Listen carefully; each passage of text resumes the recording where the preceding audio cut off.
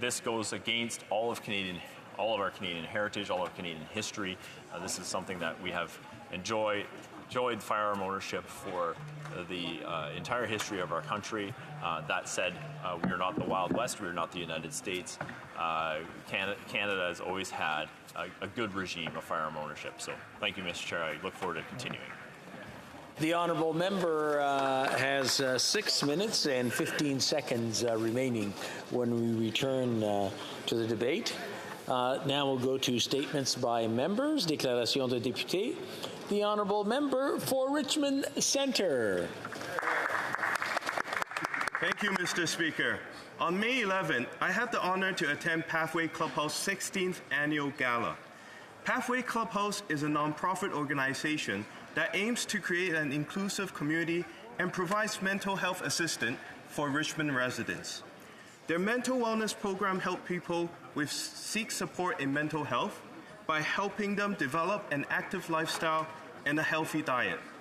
Mr. Speaker, mental health is health, and I'm very fortunate to have such an organization in the Richmond community to care for those in need and to champion an accessible and diverse healthcare system for residents in Richmond.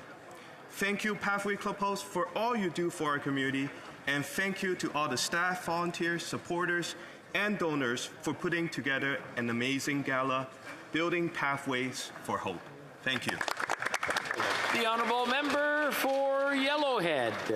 Mr. Speaker, for the last while, communities in Brazeau, Clearwater, Lac St. Anne, Parkland, and Yellowhead counties have experienced severe wildfires. I have answered emails and phone calls from people who fear what they will see when they return home. The emotional toll this is having on Albertans breaks my heart. It is truly a strenuous time for thousands of families. Today, I commend the businesses and communities and farmers who have come together during this difficult time. Firefighters, rescue squads, and community members continue to work tirelessly.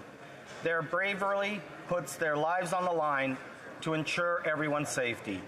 The support shown to one another during such a difficult time is a reminder what it means to be an Albertan. I cannot imagine what it would be like to lose my home and belongings. It is truly heart-wrenching to know the suffering my friends and neighbors are living through by what these fires have mercilessly destroyed. Thank you, Mr. Speaker. The honourable member for Aurora Oak Ridges, Richmond Hill. Merci, Monsieur le Président. Today I rise to speak in support of all Pakistanis advocating for free and fair elections, the rule of law, and the protection of human rights. Political leaders, journalists, and demonstrators should not fear unlawful detention, violence, or even death. I want to assure Pakistani Canadians that Canada stands in support of the right to fairly elect their leader. We stand in solidarity with Pakistani Canadians, especially those in my riding, who have approached me with their concerns, many of whom fear for the safety of family members and friends in Pakistan. We have a large population in Canada and welcome newcomers from Pakistan. The mental health and peace of mind of these Canadians is affected by what is happening at home. Working through our international alliances and with individual allies in the region, we must do our part to ensure that the human rights of Pakistanis are protected and to address the concerns of Pakistani Canadians. Canada has always been a strident defender of these values, and I am proud to continue to speak out against violations that threaten some of the core foundations of democratic constitutionalism, regardless of where they're committed. Thank you. The Honourable Member for Avignon-la-Métis-Matane-Matapédia. Mr. Speaker, since 1970 we've celebrated National Police Week. On behalf of the Bloc Québécois, I would like to express our gratitude towards those who work so hard to preserve our social harmony. Since September, times have been very difficult for our peace officers. 10 throughout Canada sacrificed their lives for the common good. As parliamentarians, we have a duty to better protect those who are taking care of our collective security, and we also need to give them the resources for them to do that safely. Let us also not forget that our police officers are also first-line responders, psychologists, and social workers in a way. Their hard work to secure our communities is essential. I saw that myself in Amqui when we suffered a tragedy there. Often, police officers are a part of what helps our world overcome horror. And for all these reasons, we owe them great gratitude. To all members of our police forces, our daily heroes, happy National Police Week. For Vancouver Grenville. Mr. Speaker, from June 14th to 25th, we will be celebrating the 34th edition of the Vancouver Francophone Summer Festival in the Cultural Centre at the heart of Vancouver Granville. This year, there will be 12 shows with Francophone artists from British Columbia, Quebec, Ontario, and elsewhere. As usual, there will be important names from Francophone music, established artists, and rising stars, both local and national. This festival, which is supported by our government, is an important one that celebrates our Francophone communities and all of our diversity. It's also a great way to celebrate music, creativity, and the extraordinary talent of Francophone artists from throughout Canada. I'm looking forward to going to several of the shows, and I would invite all of you to do so. The Honourable Member for Brandon Souris. I rise today to pay tribute to a great Canadian farm business leader, Walter Charles Nelson from Avonlea, who recently passed away at the age of 95. He accomplished more than most could dream of and touched the hearts of many while making transformational changes in the agricultural industry. He founded what is now the Western Canadian Wheat Growers Association. His belief in farmers having the choice to market their own commodities was a fight he took up in 1970 and finally won in 2012. For his many accomplishments, he was awarded the Saskatchewan Order of Merit in 1990 and was inducted into the Saskatchewan Agriculture Hall of Fame in 2015. He leaves a legacy that will positively impact his family, his community, his province, and our entire country for lifetimes to come. Wally was not only my mentor, but he was also a friend. My heart goes out to his son Bill, his daughter Janet Day, and his many grandchildren as they mourn his passing. Wally, may you rest in peace, knowing what you fought for has prevailed. Farmers will always remember you as a true champion of free marketing. Here we are. The Honourable Member for Brampton North. This year marks the 75th anniversary of the mass displacement of Palestinians known as the Nakba, or the catastrophe. During this time, around 750,000 Palestinians were expelled from their homes by Israeli forces, and over 400 villages were demolished as land was taken from Palestinian families. 78% of historic Palestine was captured, while the remaining 22% was divided into what is now the occupied West Bank and besieged Gaza Strip. Today, there are more than 7 million Palestinian refugees, and this is the longest-standing refugee crisis in the world. Many Nakba survivors and their descendants still live in refugee camps or exile.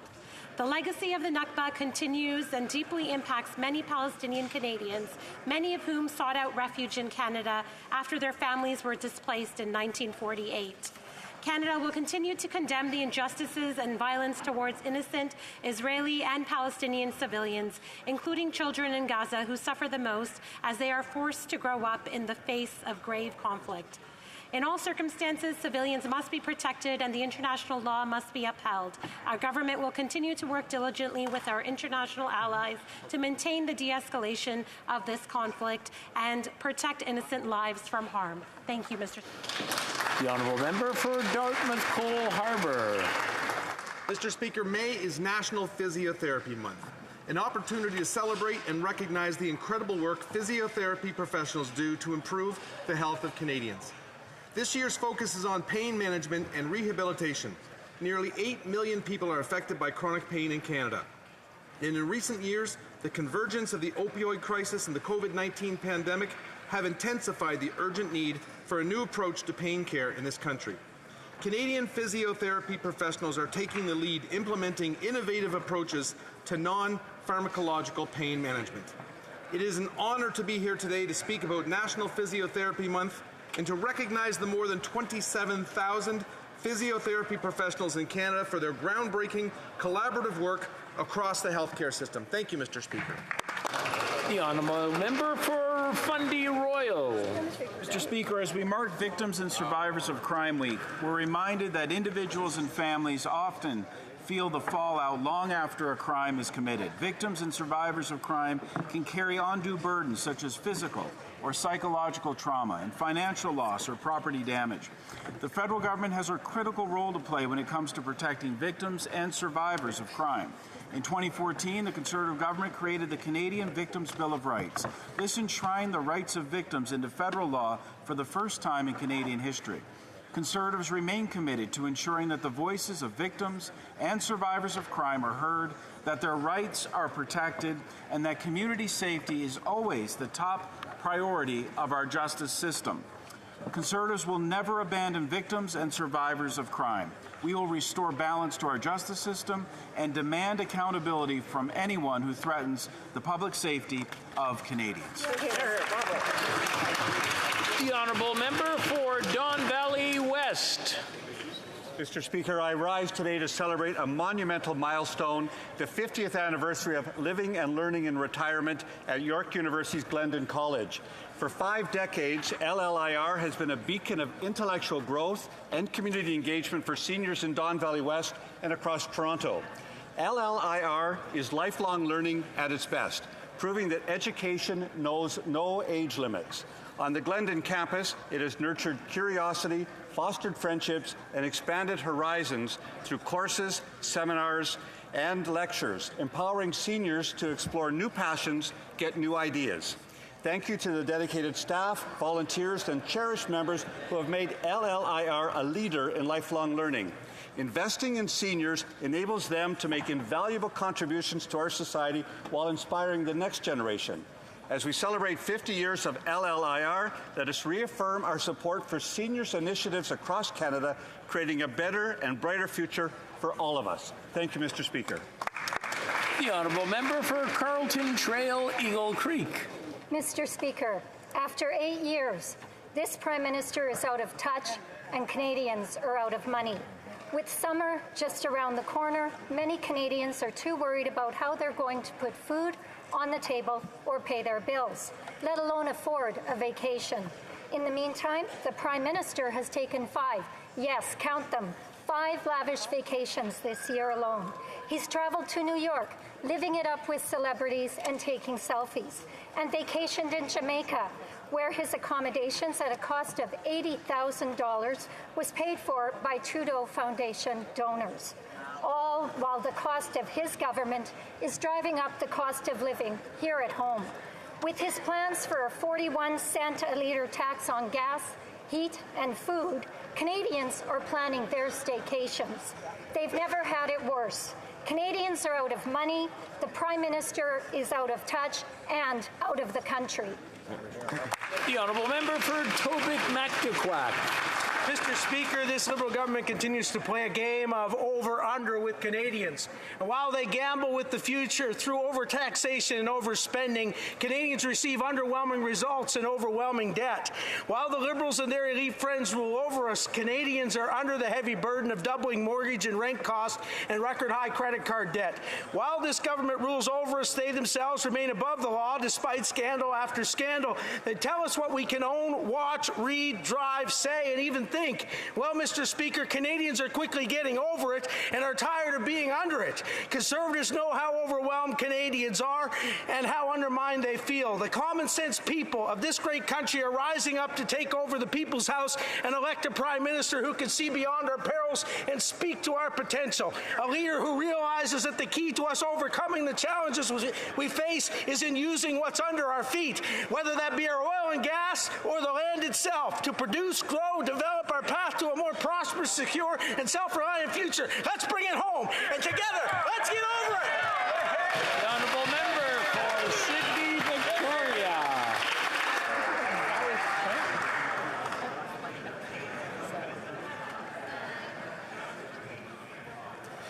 Mr. Speaker, healthcare and long wait times at emergency rooms are top of mind in Nova Scotia.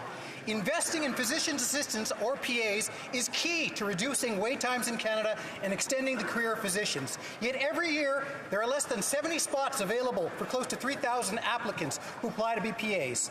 But Mr. Speaker, there's good news. Our federal government has invested over $46 billion in new funding into the Canadian healthcare system. This historic funding in partnership with the province will mean the first ever PA program in the Atlantic, 24 new spaces at Dalhousie University. I would like to thank the members of the Canadian Association of Physicians Assistants for their advocacy and their work, and I will continue to work alongside with them on their important work. Mr. Speaker, addressing the healthcare crisis is crucial, but because of transformational investments in our healthcare system, PAs will increase in Canada and wait times will decrease. Thank you. The honourable member for Timmins, James Bay. In the 2021 election, New Democrats made a promise to senior citizens that we would fight to implement a national dental care plan, and this year, that promise will be made a reality. When I went door to door, I met seniors who told me how they couldn't afford to get their teeth fixed. Dental care is fundamental for health, dignity, and well-being. And we know the Conservatives will fight us all the way to stop seniors getting from what's rightfully theirs, but we will follow through on our commitments. But that's just part of the job ahead of us. Seniors are falling behind. Their pensions are not keeping up with inflation, and the government has created a two-tiered status for senior citizens. New Democrats say that those under 75 deserve as much support as those over 75. But we also need a full overhaul of the pension system, particularly for those who are still working. Now, Conservatives may denounce pension deductions as a tax, but workers fully understand this is a necessary investment in their retirement future. New Democrats will always stand up for the dignity and rights of senior citizens. The Honourable Member for Drummond. Mr. Speaker, there are some artists and songs that bring us back to our past, our youth, or to a specific time in history. If I say, I don't even need to sing it, but if I say, if Quebec stands up for itself, it will always succeed, well, then we all know what comes next. It brings us right back to the 70s, the first mandate of René Lévesque and the Parti Québécois, and the excitement of that time. Now that song is by François Guy, who also embodied the future of our songwriting. He represents the Society for the Advancement of French Songwriting. Mentorship, my first time at the Place des Arts, he loved the French language and he wanted to see more people write songs in French. He left us on Friday, and the Bloc Québécois would like to offer his family, his spouse Isabelle Lajeunesse, and all of his loved ones, would like to offer all of them its most sincere condolences. Thank you. The honourable member for Saskatoon University. Canadians can't find much comfort at home lately. Rents have doubled, mortgages have doubled, and this out-of-touch, jet-setting, climate crisis hypocrite is out of the country again. Soon we'll have a new Conservative Prime Minister, and he will bring home lower prices by ending inflationary deficits, scrapping the carbon tax on heat, gas, and groceries, bring home powerful paychecks by lowering taxes and clawbacks to reward work again. Bring homes workers can afford by firing the gatekeepers and freeing up land to build on. Bring home safety by ending catch-and-release policies for repeat violent criminals. Bring home freedom from foreign interference and woke government censorship. Conservatives will fix what the Liberals have broke for your home, our home. Let's bring it home!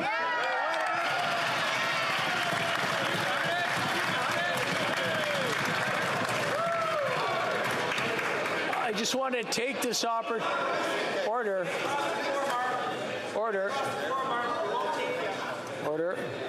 I just want to remind the honourable member that calling each other names is not parliamentary procedure or behaviour. I just want to remind everyone in the chamber that. The honourable member of Sackville Preston, Chiswick-Cook. Thank you, Mr. Speaker. Veterans and their families deserve a safe and affordable place to call home. That's why I was so pleased that the new announced Veterans Homelessness Program will provide comprehensive support to veterans experiencing or at risk of experiencing homelessness. $79.1 million in funding will be available by way of two streams, one for rent supplements and wraparound services, and the other to support research on veterans' homelessness and capacity building. Eligible recipients, including veterans serving organizations, can apply at either or both funding streams through the online portal on the Infrastructure Canada website. Applications are now open until June 23rd, and I encourage all organizations to make application. Mr. Speaker, Canada's veterans have long served and sacrificed for our country, and it is our duty to support them. Thank you, Mr. Speaker. Merci beaucoup. Oral questions, question orale, the Honourable Leader of the Opposition.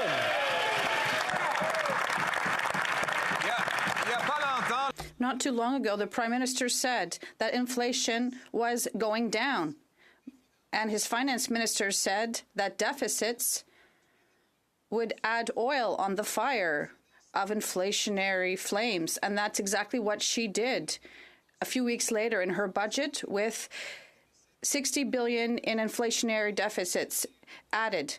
That means $4,000 roughly extra for each Canadian family. Today, we've learned that inflation is up. When will the government reverse its inflationary policies of this Prime Minister? The Honourable Deputy Prime Minister, Mr. Speaker, the reality is that inflation is going down. It was 8.2% in June, and we have learned that it's now 4.4%. That's a big difference. And the Bank of Canada forecasts 3% inflation over the summer and less than 3% by the end of the year. With respect to our budget, we will be keeping our AAA rating. The Honourable Leader of the Opposition. She is the one who said that deficits add to inflation. In fact, she said that inflation and interest rates hikes are related to deficits, the same type of deficits that she would be creating a few weeks later in her budget, $60 billion in inflationary deficits. And now, 1 out of every 5 Montrealers in the Prime Minister's city can no longer pay their monthly bills. Therefore, will the Prime Minister finally give a bit of a break to Montrealers and Quebecers by eliminating these deficits? The Deputy Prime Minister. Mr. Speaker, once again, the Conservatives do not want to talk about the truth of the Canadian economy, and the reality is that Canada has the strongest economy of the G7 nations, and we also have the best fiscal position. We have the lowest deficit in the entire G7, and that is thanks to the work of Canadians, that we have an unemployment rate that is very low and inflation that is going down. The Honourable Leader of the Opposition. The Minister told us that inflation was falling, and his Finance Minister said that she would avoid deficit spending because that would simply pour gasoline on the inflationary fire. Well, she did pour $60 billion of new inflationary fuel on the fire, and as a result, today we see inflation is rising again, led by higher mortgage payments for the average Canadian. Will the government stop pouring fuel on the fire so that Canadians can afford to pay their bills? Deputy Prime Minister. You know, Mr. Speaker, yet again, despite the best efforts, which actually aren't that good, of the Conservatives to mislead Canadians, the Canadian economy is strong. We have the strongest fiscal position in the G7, and our AAA credit rating was reaffirmed after I tabled the budget. Now, on inflation, I know the party opposite doesn't really know too much about the Bank of Canada, but the Bank of Canada follows CPI trim and CPI median. Those are the core indicators. And CPI median and CPI trim went down between March and April.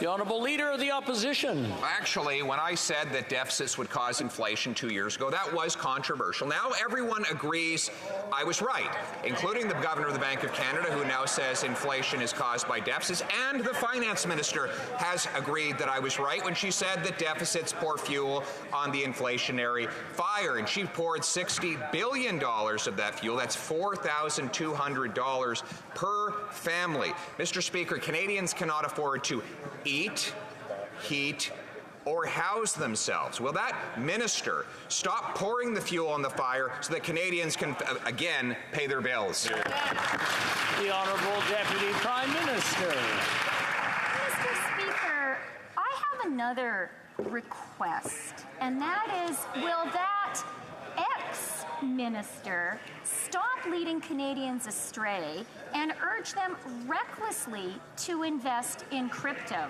That's an area where we actually really do disagree. Now, I want to talk about the core inflationary measures that the Bank of Canada follows that determine the path of interest rates. One of them is CPI trim. CPI trim peaked at 5.6% in June of last year. It was 4.4% in March and fell to... The Honourable Leader of the Opposition. Actually, the Governor of the Bank of Canada said that his measure of inflation is CPI. CPI is up today, even though she said it would be down. It's up, interestingly, after her $60 billion in new spending that she brought in her budget. What's up the most, though, is mortgage payments, and she can tell us why, because she admitted that deficits make inflation worse and force rates higher for longer, end quote. Force rates higher for longer, and that is why Canadians are paying 28% more in mortgage payments. Mr. Speaker, will she get off the backs of Canadian home buyers so that they can put a roof overhead? The Honourable Deputy Prime Minister. Mr. Speaker, Canadians know better than to listen to this Leader of the Opposition when it comes to money, because he did, after all, urge them to invest in crypto. And they know better than to rely on this Leader of the Opposition when it comes to the Bank of Canada, because his answer is to fire the independent governor of the Bank of Canada. Now, what the Bank of Canada looks at is CPI trim and median. CPI median peaked at 5.2% in June. It was 4.5% in March and went down to 4.2% in April. The Honourable Member for Belleuil-Chambly. Mr. Speaker, they called their plan the Century Initiative. It wants everyone to be Anglophone. I am interrupting the Honourable Member for Belleuil-Chambly. There are conversations taking place on both sides of the House, and we cannot hear the question. Questions going on across the floor, and I can't hear the question from the Honourable Member. So I will ask everyone. Calm down, take a breath. The Honourable Member for Belleuil-Chambly, from the beginning. The government agreed on something called the Century Initiative that we won't translate into French because it doesn't deserve translation, because we'll all speak English one day anyway. It's a slogan. They're saying they don't want 100 million Canadians by the end of the century. We all agree on that. But they're going to keep the $500,000 target for new immigrants every year. And that is what is going to shrink Quebec. And does the government really think that, and the Deputy Prime Minister really think that Quebecers are that stupid? The Honourable Deputy Prime Minister. Mr. Speaker, I would like to be very sincere and frank with my Bloc colleagues and with all Quebecers. For our government, and for me personally, French in Canada is very important. As is the Quebec nation, it's a priority for us. We understand the importance of linguistic and cultural vitality in Quebec. And I have to say that for me, as the Finance Minister, the Honourable Member for Belleuil-Chambly, we have expression in Quebec, Mr. Speaker, that says basically, and I'll explain it one day, you have to walk the talk. Nevertheless, This government made a mistake with respect to its immigration file, and they're behind. They can't manage the foreign student file. They cannot manage the foreign workers file. And in a year and a half, they haven't been able to do this.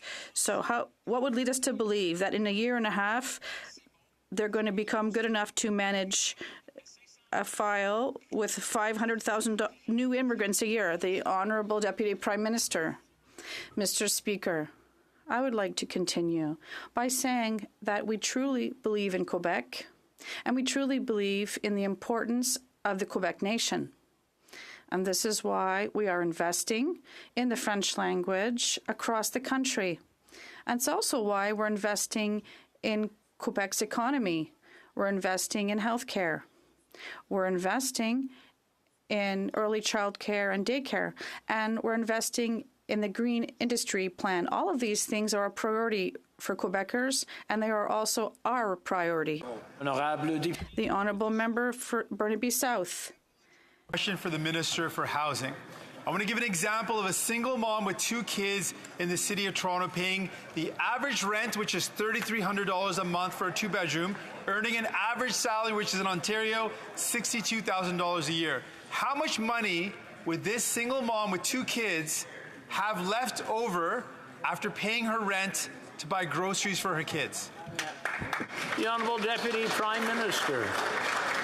Mr. Speaker, helping that single mother with 2 kids is a priority for our government. That is why we have invested in early learning and childcare and brought the fees down by 50%. That's right. That is why the grocery rebate is so important, and I'm glad people will get their checks on July 5th. I absolutely agree with the member opposite that housing is a very significant challenge for Canadians. That's why I'm glad we've delivered on the tax-free first-time home buyer savings account. That's why we have guidelines to protect Canadians with mortgages who are facing... The Honourable Member for Burnaby South. The answer is $470. Yeah. Not very much. Let's take another example of a single mom with 2 kids in Vancouver, earning an average income in the City of Vancouver and paying the average rent for a 2-bedroom apartment, which is $3,800 per month. How much money would that single mom have left over? The answer is she wouldn't have anything left over. That's how serious things are in this country for renters. People are not earning enough to pay their rent. So when will this government understand how serious it is and do something about it? Hear, hear. Hear, hear. The Honourable Deputy Prime Minister. Mr. Speaker, as the member opposite knows very well, supporting families with children is one of the greatest priorities of our government. And for that single mother in Vancouver, childcare fees coming down by 50%, that is meaningful. For that single mother in Vancouver, depending on the age of her children, she could be getting $12,000 a year through the Canada Child Benefit. I bet that helps. Now, I do agree we have more work to do on housing. That's why I'm glad in the budget we created an additional $4 billion to implement a co-developed urban, rural, and northern Indigenous housing strategy. Member for Calgary, Forest Lawn. The government should stop arguing amongst itself. Liberals have delivered many gut punches to Canadians over the past 8 years, including their failed carbon tax scam, a housing crisis, and $1.2 trillion in debt. This morning, Canadians woke up to another one because the finance minister has no fiscal restraint, and her $63 billion budget bonanza gave Canadians another inflation rate increase. This finance minister gave every struggling Canadian household an extra $4,200 of cost because of her failed budget. What did she think was going to happen when she threw a $63 billion jerry can of fuel on the inflationary fire that she started? The Honourable Deputy Prime Minister. Mr. Speaker, let's talk for a minute about fiscal responsibility and about inflation, which is coming down. In terms of Canada's fiscal position, the truth is, moving past the overheated and frankly, metaphorically challenged conservative rhetoric, Canada has the strongest fiscal position in the G7. Our AAA credit rating was reiterated by S&P after I tabled the budget. We have the lowest deficit in the G7, Mr. Speaker. just going to wait till all the chirping goes down. There's some chirping going back and forth, and it's just the odd voice, and it's making it very difficult to really concentrate on the questions and the answers. So we all want to hear what the question is. We all want to hear what the answer is. Let's all stay quiet and listen. The Honourable Member for Calgary, Forest Lawn. Finance Minister must be practicing dodgeball with the Prime Minister the way they duck, dodge, and deflect questions in here. They sound like a broken record on that side, but not as broken as what Canada feels like after 8 years of their failures. This Finance Minister just gave $4,200 of debt on struggling Canadian households, and she made the interest rate, she made the inflation rate go up. And now she looks like she's auditioning for her next career. This isn't a part-time job. If she doesn't want to do her job anymore, why doesn't she just get out of the way so Conservatives can fix everything that they broke? The Honourable Deputy Prime Minister.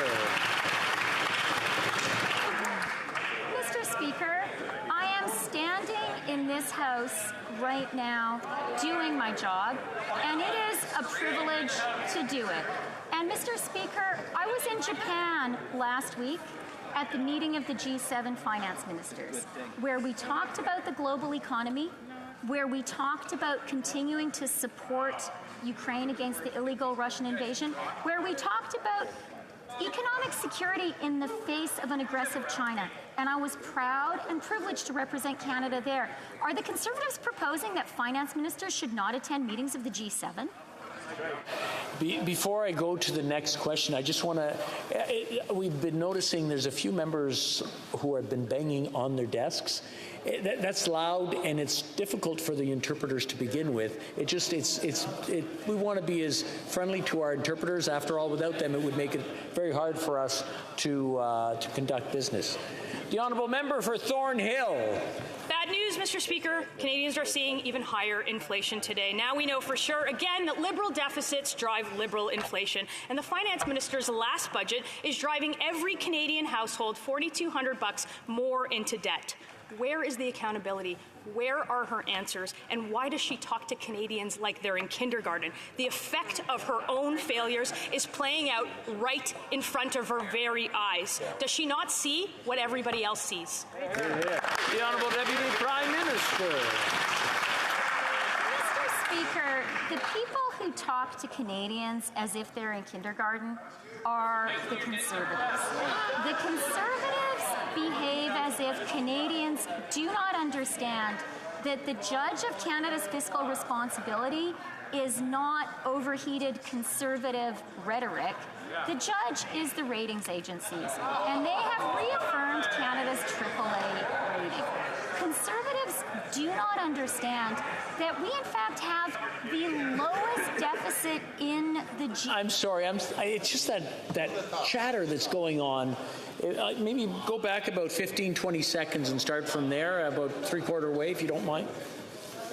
I don't mind at all, Mr. Speaker.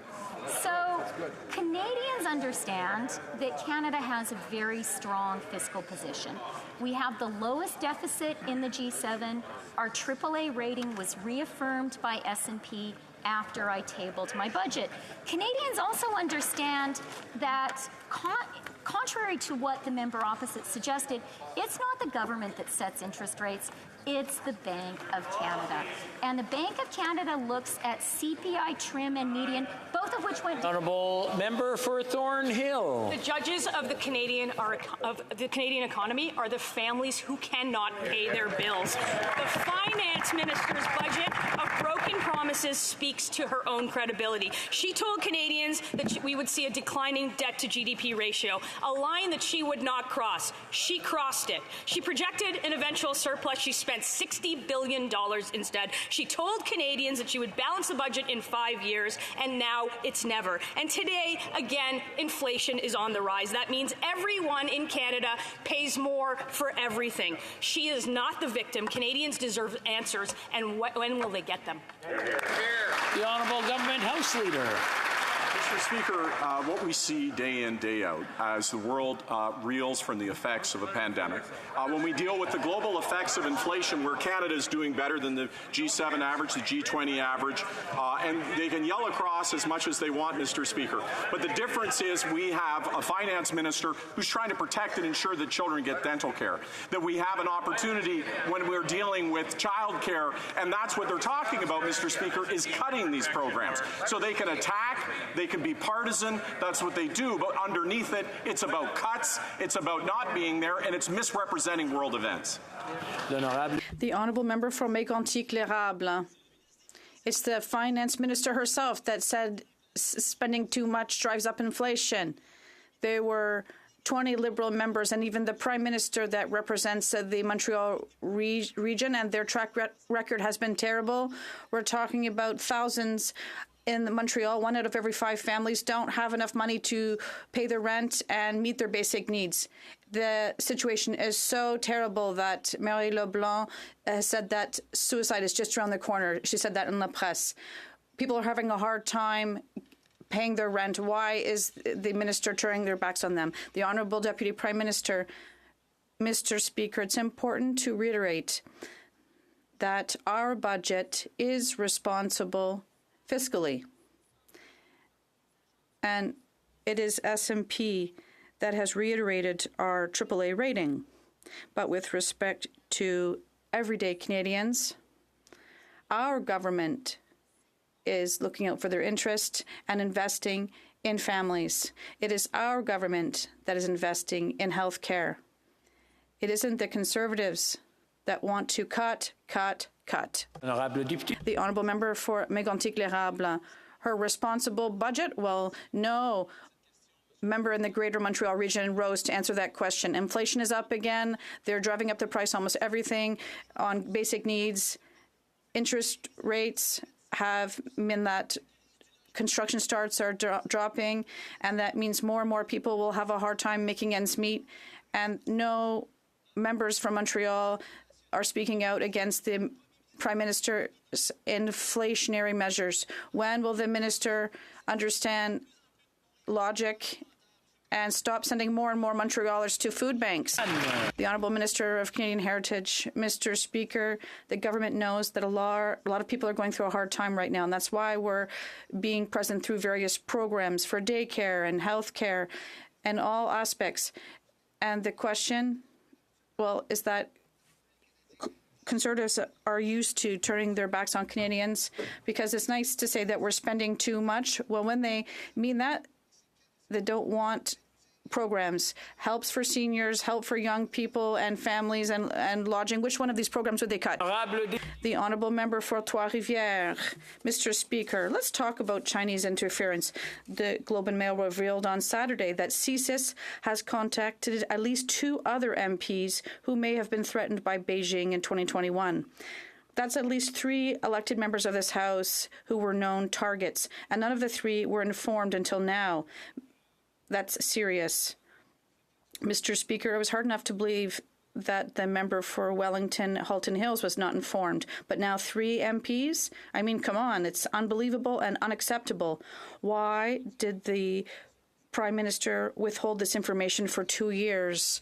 The Honourable Minister of Public Safety, Mr. Speaker, I share my colleagues' concerns, and that is why the government, with the help of CSIS, will continue to offer briefings, and that is why in the 2023 budget we do have federal resources to create a coordinator to fight against foreign interference, and that is why we have set aside additional resources for the RCMP to protect all Canadians.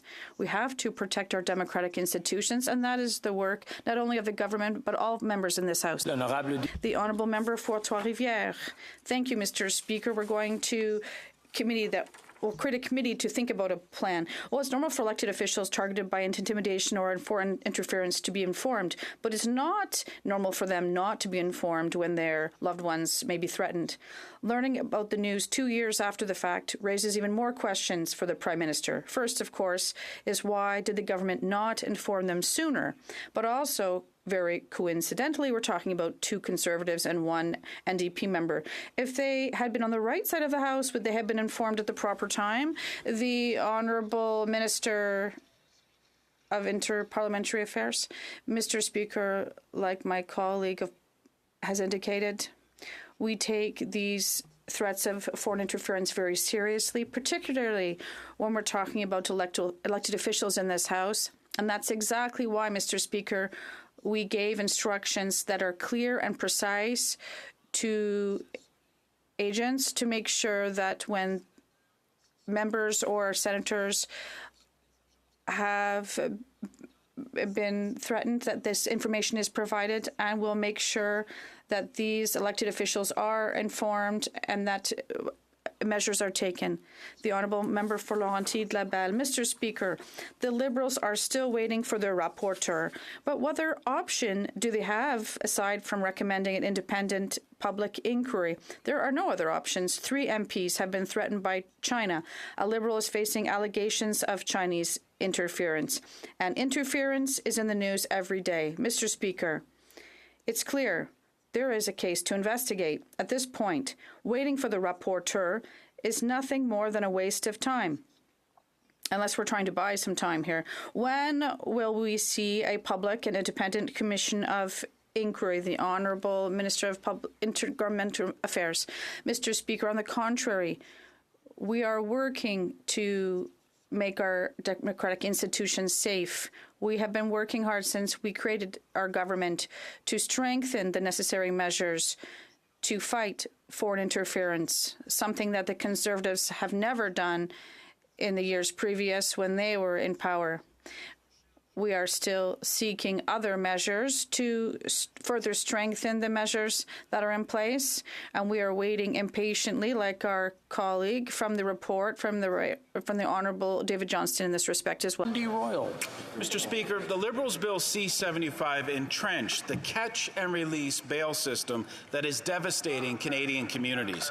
Violent crime has shot up 32% under this Prime Minister's watch. Premiers, police officers, and victims groups have been desperately calling on this government to fix their broken bail system. But the bill they introduced today is nothing more than a slap in the face. It will not keep repeat violent offenders behind bars. The Liberals' catch-and-release system remains in effect.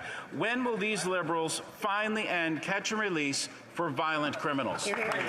The Honourable Minister of Justice. Mr. Speaker, I thank the honourable member for his question, as misguided as it is. Mr. Speaker, I had the honour today to introduce in this House Bill C-48, which represents targeted measures to strengthen our bail system, Mr. Speaker, in order to meet the concerns raised by provincial premiers, by our counterpart justice and public safety ministers across Canada, by police associations and others. Mr. Speaker, let me read to you what Tom Stamatakis, President of the Canadian Police Association, has said. We appreciate that the ministers have worked collaboratively with stakeholders and introduced this common sense legislation that... The Honourable Member for Kildonan St. Paul. Mr. Speaker, the fact remains that minister celebrated when the Liberal government's catch-and-release policies were brought in by Bill C-75. Yeah. We need an entire overhaul of the Liberal system that created the violent crime surge across the country and led to the deaths and the harm of innocent Canadians from violent repeat offenders. Right. But the reality is the only way this gets fixed, the only way that violent repeat offenders get jail and not bail, the only way that the rights of victims are put first is with a Conservative majority government, Mr. Speaker. Isn't that right? The Honourable Minister of Justice. Mr. Speaker, I appreciate that on the other side of the House they believe that complex criminal justice policy resolves itself into a simple, silly slogan. That's not true, Mr. Speaker. You resolve complex problems in criminal justice by working with provinces, by working with territories, by working with stakeholders. I'm sorry, the chirping is starting again, and it's starting to get a little bit loud. I'm going to ask the Honourable Minister to start over again so that everyone can hear the answer, please.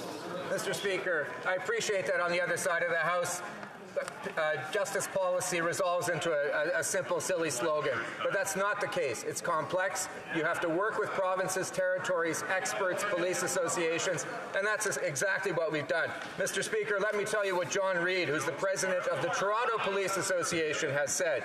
Ensuring public safety maintains its confidence in the administration of justice is paramount, and I believe the introduction of Bill C-48 and the clear message being sent by the government that public safety remains a top priority will help victims of crime as well as all Canadians. The Honourable Member for Charlesbourg-Saint-Charles. Mr. Speaker, since Bill C-75 was adopted by the NDP Liberal coalition, criminals no longer fear law enforcement because they know they'll be released the same day. We're currently celebrating Victims and Survivors of Crime Week, but since 2015, under this Liberal government, it seems to be the era of repeat offenders, with victims coming second. They need to correct the monumental mistake that is Bill C-75. Will they do it? The Honourable Minister of Justice. Today, we're tabling a bill to really work with provinces and territories and with police associations across Canada to strengthen our bail system in Canada. Mr. Speaker, allow me to read what Tan Stammark said today. We appreciate that ministers worked in cooperation with stakeholders to present this bill that meets the concerns raised by our members. Thank you, Mr. Speaker. The Honourable Member for Charlesbourg-Saint-Charles. All the government's trying to do is fix the mistakes that they made in the past. C-75 was a mistake. They're trying to fix it, but they haven't fixed it. C-5 is a serious mistake, too. All this government does is make mistakes that create problems throughout the system of public safety. Can the minister confirm today that the bill that he tabled will actually fix the problem? Yes or no? L'Honorable Ministre. The Honourable Minister. Mr. Speaker, as I've said many times, our justice system and our criminal system can't be reduced to a simple slogan. If we want to improve the system and make sure that Canadians can trust the system, we need to work with the provinces and the territories and stakeholders and police associations. That's exactly what we've been doing, Mr. Speaker. It's what we've done for C-75, and it's what we've done for C-48. That is the government's approach, and it will bear fruit. The Honourable Member for Rosemont-la-Petite-Patrie. Mr. Speaker, an environmental disaster is currently unfolding in Kanesatake. Toxic water is leaking from an illegal dump onto the Mohawk territory, and it's flowing into the Lake of Two Mountains. The smell is appalling, and the damage is real. Members of the community can't take it anymore. They're living in fear, and they're getting no support from the government. Federal intervention is urgently needed. Will the Liberals hear Kanesatake's cry for help and launch a parliamentary inquiry to find out the exact causes of this disaster? The Honourable Minister. Indigenous Services Canada, indeed the federal government, has been working with Kanesatake leaders to determine a solution to move forward in a way that protects the health and safety of the community. We agree that we must do better to protect our lands together, and that's exactly what I'm doing with leadership of Kanesatake. Excellent. The Honourable Member for Hamilton Centre. Mr. Speaker, Windsor families are worried. There are 2,500 good-paying union jobs at risk at the new Stellantis plant because this Liberal government can't seem to get its act together. They're pointing fingers at the province for fighting instead of fighting for working-class Windsor families. This government can't say that they stand with workers and then play political games on their livelihoods. They need real leadership now. So when will this government get back to the table, live up to its commitments, and finally make Windsor workers a priority? The Honourable Deputy Prime Minister. Mr. Speaker, no government has invested more for our car sector and our auto workers than our government. We proved that with the NAFTA negotiations. We proved that when we got Canada carved into the U.S. EV incentives, and we proved that with the VW investment. We're doing the same thing with Stellantis. But you know what, Mr. Speaker? We're going to ensure a fair deal for Canadians across our whole country. And that does mean that Ontario needs to do its fair share, and it means that Stellantis needs to do its fair share as well. Excellent. The Honourable Member for Vaughan Woodbridge. Merci, Monsieur le Président. Mr. Speaker, it's easy to make up empty slogans and unrealistic promises. It is harder to do the work diligently, concretely address a complex issue in order to protect Canadians and ensure our justice system is fair and efficient. Can the Justice Minister update this chamber on the bail legislation he promised in March and actually introduced today? Thank you, Mr. Speaker. The Honourable Minister of Justice. Thank you, Mr. Speaker. I want to thank the honourable member from Vaughan Woodbridge for his hard work on this issue. Mr. Speaker, Canadians deserve to be safe and they deserve to feel safe. That's why I introduced today Bill C-48, a targeted bail reform bill to address violent repeat offenders, gun and knife violence, as well as gender-based violence. It's the product, Mr. Speaker, of collaboration with the provinces and territories. We've had input from mayors, police, parliamentarians, as well as Indigenous leadership and the legal community. And, Mr. Speaker, the police associations are already reacting favorably. It's proof of what we can do when Canadians work together. The Honourable Leader of the Opposition. Liberal inflation has sent food, housing, and gas prices soaring, but there's one substance that has gone down in price by 90%. Powerful opioids. After the Prime Minister announced $100 million... I'm sorry, I'm going to interrupt the Honourable Leader of the Opposition. Can you start from the top? We're just getting some distractions from all over. From the top, please. Order. While the Prime Minister has sent inflation for gas, heat, and groceries soaring, there is one product that's actually come down in price.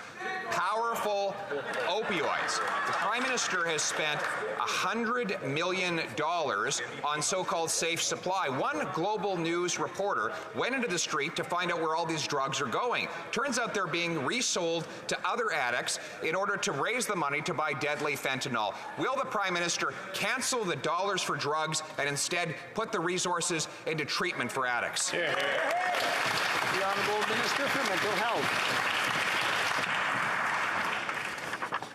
Mr. Speaker, we are pretty fed up with this fight against evidence-based programs that actually are saving lives. We cannot allow the Conservatives to take us back to the failed ideology of the past. Even Harper's advisor, Ben Perrin, thinks they're speaking nonsense. So just stop it and save lives. The Honourable Leader of the Opposition.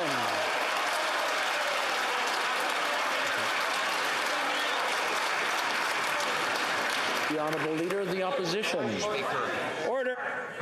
Order. The Honourable Leader of the Opposition. No common sense. The evidence is seen in the tragic faces of addicts who lie overdosed on the pavement in the downtown east side of Vancouver, where after this Prime Minister spent $100 million handing out free drugs to addicts, he has led to a 300% increase in overdoses. Will he stop giving dollars for drugs and instead follow my common sense plan to put the resources into treatment and recovery to bring our loved ones home drug-free? The Honourable Minister.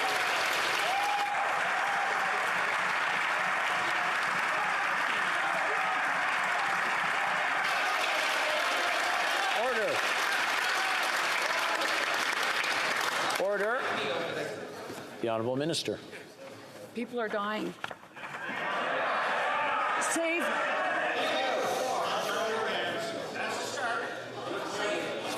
One second. Order. Order. Order. One person at a time in this chamber, please. The Honourable Minister. 46,000 overdoses have been reversed in safe consumption sites. That member says that he will stop that. I want him to speak to the parents of the people that would have been lost if there weren't safe consumption sites and safer supply. This is ridiculous. The Honourable Member for Cumberland Colchester.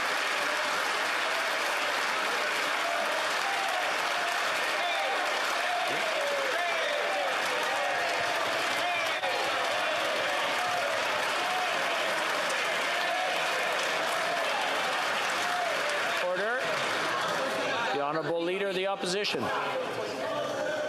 That people are dying because that minister and this Prime Minister are flooding the streets with dangerous drugs and killing these people.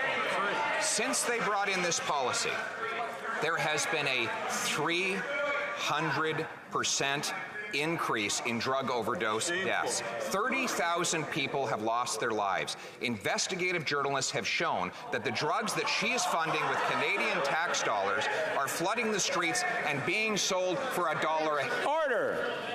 Order. Order. I'm hearing yelling on both sides. Please. The honourable member for, the honourable leader of the opposition from the top, please, so we can hear the whole question. And I don't want to hear any screaming or shouting in the background. And then we can hear an answer as well. The honourable leader of the opposition. People are dying because the policies of this Prime Minister are killing them. His policies are flooding the streets with drugs that now go for $1 a hit. You can buy 26 hits of hydromorphine, which is an analog to heroin, for $30, Mr. Speaker. These are drugs paid for by Canadian tax dollars under a program by this government that has led to a 300% increase in drug overdose deaths. Why won't they get some common sense, end dollars for drugs, and put our people in treatment? The Honourable Minister for Mental Health.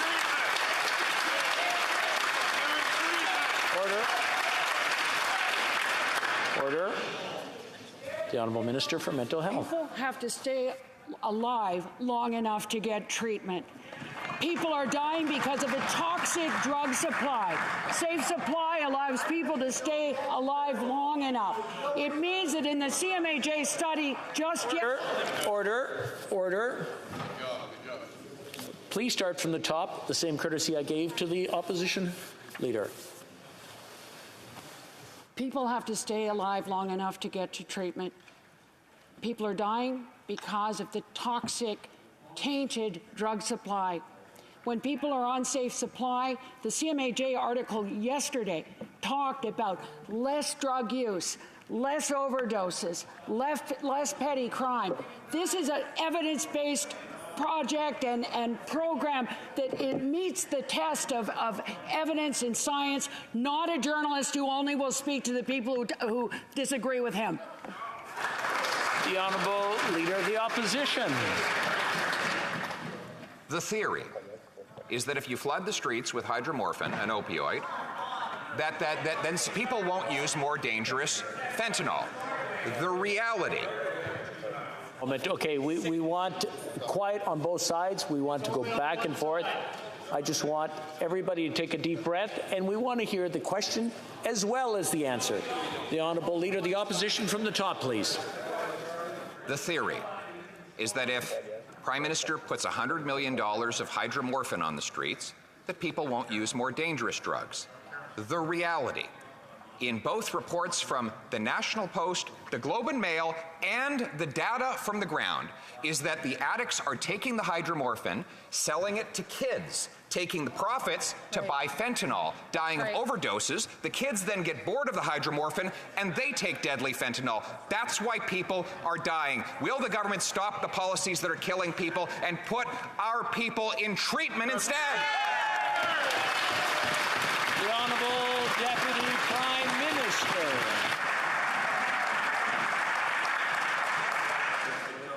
Mr. Speaker, some things are just beyond the pale. Our Minister of Mental Health is one of the most respected members of this House. Unlike the Leader of the Opposition, who is a career politician and has done nothing else, she is a doctor. She devoted much of her life to delivering babies and bringing forth life. I heard the Leader of the Opposition shout across the aisle, "You are killing them." Shame. That is shameful. That is entirely unacceptable. L'honorable député d'Avignon-Lamétis. The Honourable Member for Avignon-Lamétis Matane-Matapédia. Monsieur le Président. Mr. Speaker, yesterday the Minister of Environment announced consultations to establish his plan to meet the biodiversity targets set at COP15. But at the same time, the same minister, There's still a lot of shouting across the aisle. Talking, really, just loudly. And it's not a place where you have a conversation while somebody else is talking across the floor. So listen to the one person who's speaking. If you really want to speak to each other, you can either cross over and whisper or go into the hallway. The Honourable Member. Thank you, Mr. Speaker. Yesterday, the Minister of the Environment announced consultations to establish his plan to meet the biodiversity targets set at COP15.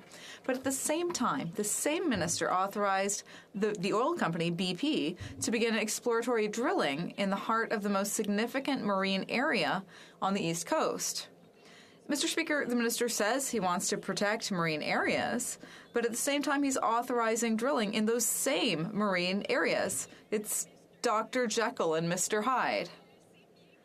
And yet, he must know that drilling for oil is not the way to protect marine areas. The Honourable Minister of the Environment. Thank you, Mr. Speaker, and thank you for the question. It gives me the opportunity to remind this House that no other country on this planet was ready to move forward to host COP15. Canada was there. It stood up for the international community, for science, and for the protection of nature. And we succeeded where everyone thought that we would fail. We succeeded in getting an international agreement signed, and it was historic. This is what Canada does to protect nature. The Honourable Member for Avignon-Lamitis, Matane-Matapédia. Mr. Speaker, this government has approved the auctioning off of 14 drilling permits that encroach on the most important marine area off the East Coast. If the Minister of the Environment doesn't see the contradiction in allowing drilling in areas that are supposed to be protected, then who knows how far he'll go to pander to the interests of big oil. Or maybe he can tell us, if being designated a marine protected area doesn't protect against oil drilling, what does? What are they protected from? Real estate speculation? The Honourable Parliamentary Secretary. Mr. Speaker, we're talking about oil production, not oil drilling. Now, when we were elected, less than 1% of our oceans were protected. Now it's over 14%, and we're targeting 30% by 2030. On the same subject, I could talk about when the leader of the bloc was Minister of the Environment in Quebec. At the time, he defended oil exploration and oil drilling on Anticosti Island. He said that the government of Quebec had the intention of moving forward with drilling in that area. The Honourable Member for Cumberland-Colchester. Mr. Speaker, it's utterly shocking that this Liberal government believes the only treatment for addicts in this country is palliative care. No other treatment required, just move straight to palliative care. Since this reckless plan using taxpayer dollars for high-potency drugs was introduced, 7 people a day, Mr. Speaker, 7 a day in January alone in BC have died. The overdose crisis cannot be fixed by giving people more drugs. It's only making it worse. When will this Liberal government realize that the Conservative common sense plan to give addicts rehabilitation and not free drugs is the way to end the overdose crisis? The Honourable Minister. Mr. Speaker, Canadian drug policy and international drug policy have all 4 parts: prevention and education, harm reduction, treatment, and enforcement.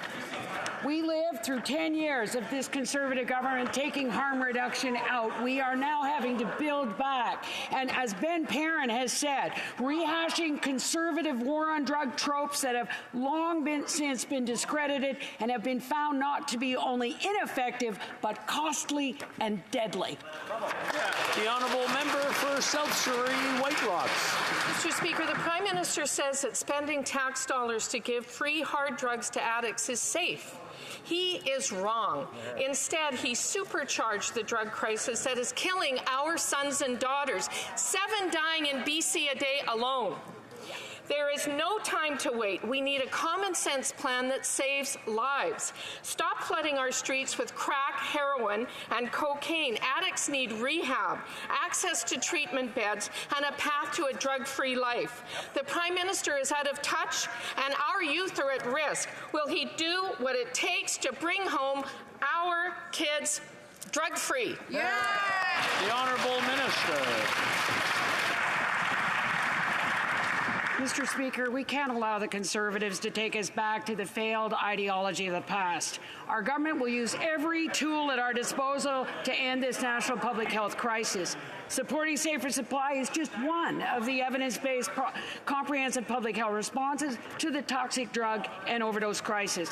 It does include prevention and treatment and enforcement. Our government is working with stakeholders to help support safer supply and build that evidence, like the recent CMHA study around this promising practice and life-saving practice.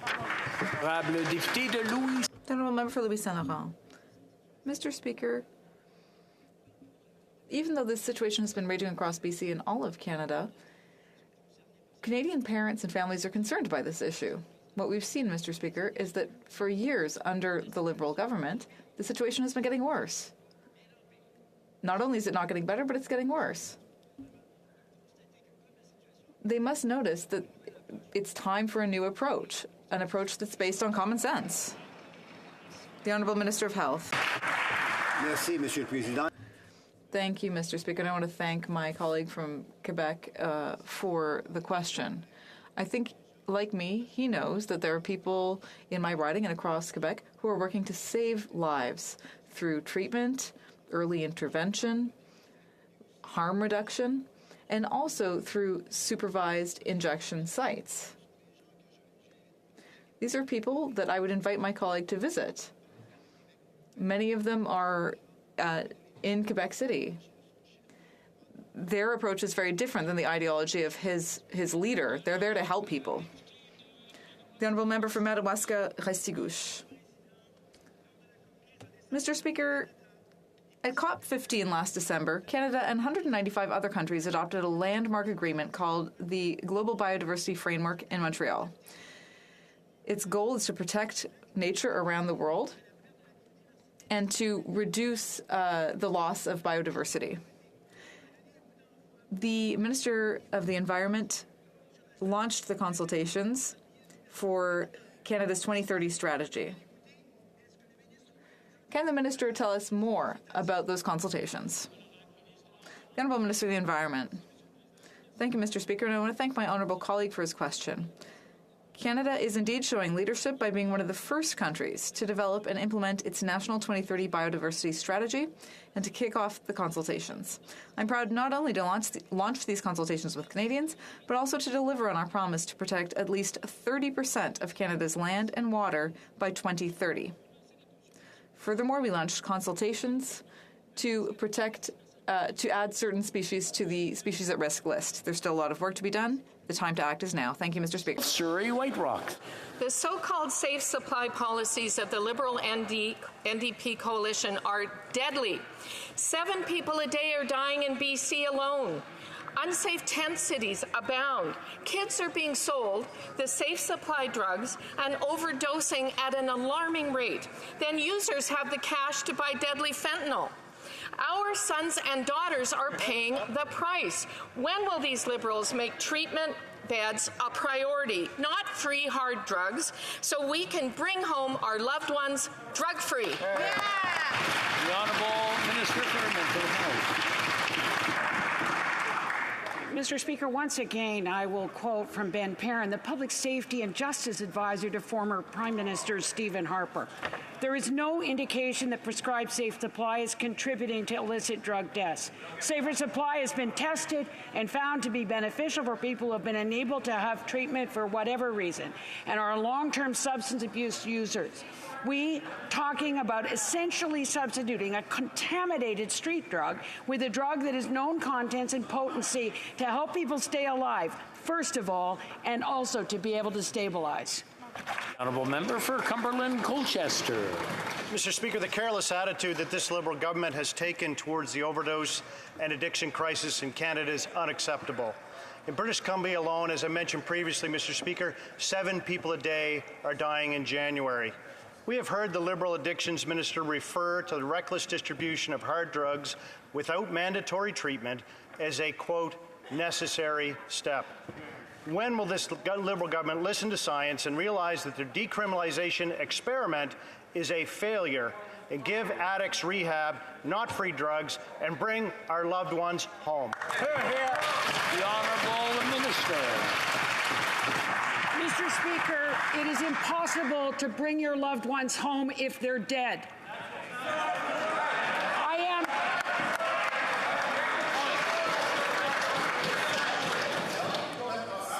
Order.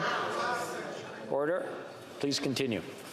The toxic drug supply means that people in construction, in the mines, are using once and dying. We have to move to a safer supply of drugs like we have with alcohol and cannabis and the other ways that people actually use substance to numb their pain. Former Prime Minister Stephen Harper's advisor said, as particularly people using drugs as props. I was really disgusted by it. I hope I was so disturbed to see Pierre Poilievre. Next question. I was order.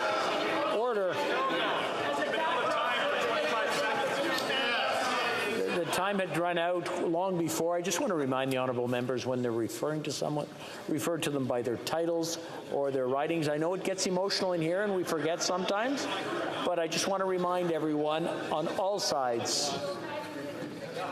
No. I have another name here, but the person isn't standing up, so I'm not sure if that's very good. The honourable member for Essex. Mr. Speaker, this government continues to disrupt people's lives and cripple companies like WestJet. The Labour and Transportation Ministers have once again failed to bring union and management to the table. Now Canadian travelers may be stranded over the long weekend. The Prime Minister's high taxes and high inflation continue to destroy this country while our air pilots are leaving to work abroad. Mr. Speaker, our pilots are vital. When will the ministers do their job and ensure our pilots are back in the cockpit? Honourable Minister for Labour. Speaker, right now the employer and the union are at the bargaining table. They are trying to reach an agreement, one that is going to work for everyone. Our federal mediators are very good at what they do. Last year they resolved 93% of federal disputes without any work stoppage. Right now they are focused on the bargaining table, and so am I. Thank you, Mr. Speaker. Honourable Member for Scarborough Agincourt. Mr. Speaker, Canadians across the country are concerned about foreign interference, and we know that diaspora communities are especially vulnerable. Chinese Canadians worry about the impact on the local community and about friends and family abroad. Canadians I have spoken to want real solutions. Can the Minister of Public Safety share what the government is doing to protect and assure Chinese Canadians and indeed all Canadians? Minister for Public Safety. Mr. Speaker, I want to begin by thanking my colleague for her work and her leadership on this issue. Obviously, any form of foreign interference is unacceptable, and we have a concrete plan that is focused on prevention, on protection, and accountability, including and up to expelling foreign diplomats when they cross the line. But we're not stopping there. We're going to continue with the creation of a foreign agent registry, Mr. Speaker, but we're going to do it in the right way so that communities are not stigmatized or marginalized. We're going to do this work to protect Canadians, and we need to do that work together. The honourable member for Port Moody Coquitlam. Mr. Speaker, the leader of the NDP and I heard from BC municipal leaders about the need for more reliable and affordable public transit in Metro Vancouver. The mayors have a strong plan for necessary transit expansions, but this Liberal government is putting that plan at risk by delaying promised funding until 2026. Commuters are the ones who pay when the Liberals delay. Workers, students, seniors, and people living with disabilities deserve timely, accessible transit now. Why are the Liberals holding back this crucial funding from communities?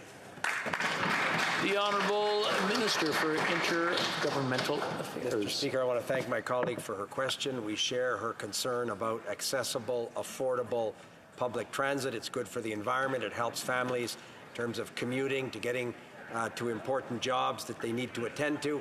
I'm looking forward to meeting later this afternoon with the TransLinks mayors from the Greater Vancouver area. It's an ongoing conversation. I'll draw to my colleagues' attention, Mr. Speaker, that a $3 billion permanent public transit fund is exactly what the Canadian Federation of Municipalities asked for. We've put that in place, and we'll continue to work with mayors from British Columbia and across the country to make sure this works well. The honourable member for Skeena-Bulkley Valley. Mr. Speaker, when it comes to building new passenger rail between Toronto and Quebec City, it would seem that the fix was in. Faced with the heady choice between privatization and, wait for it, privatization, you'll never guess what the transport minister chose. Documents show that the minister didn't even consider a public model before he decided to hand Via Rail's busiest rail corridor over to private investors. Why is this transport minister so fixated on privatizing this country's public passenger rail system?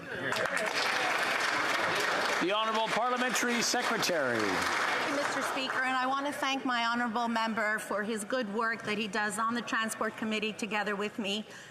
Canadians deserve reliable railway service, and public funds are. Excuse me? No. Publicly. I want to remind the honourable members that usually when a person asks a question, you answer it. You don't have a conversation with someone else. It just doesn't work out. The Honourable Parliamentary Secretary, you have 15 seconds left. I'll let you finish up.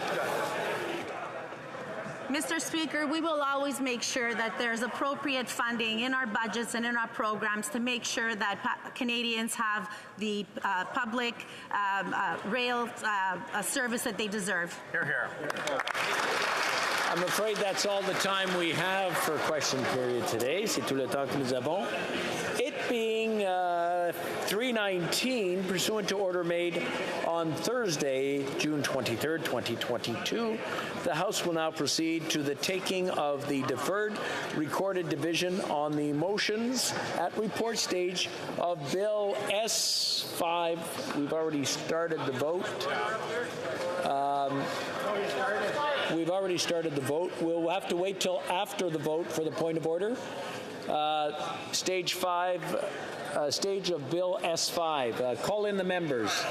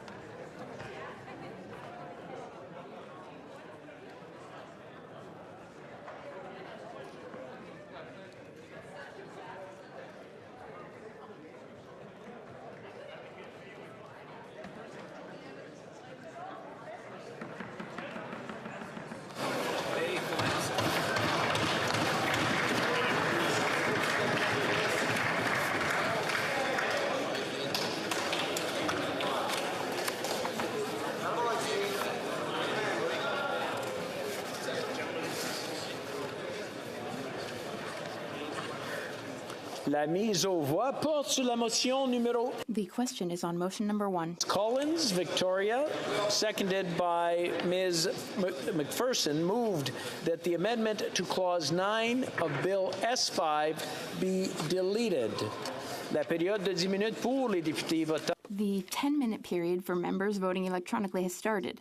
The House will now proceed to the vote for members participating in person. All those in favor of the motion will please rise.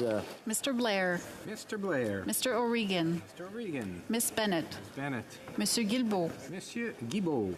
Miss Tassi. Ms. Tassi. Madame Pittspa-Taylor. Madame Pittspa-Taylor. Miss Jazek. Ms. Jazek. Miss Groh. Ms. Groh. Mr. Scarpalegia. Mr. Scarpalegia. Miss Murray. Ms. Murray. Mr. McKinnon-Gatineau. Mr. McKinnon-Gatineau. Miss Haidu. Ms. Haidu. Madame Bibeau. Madame Bibeau.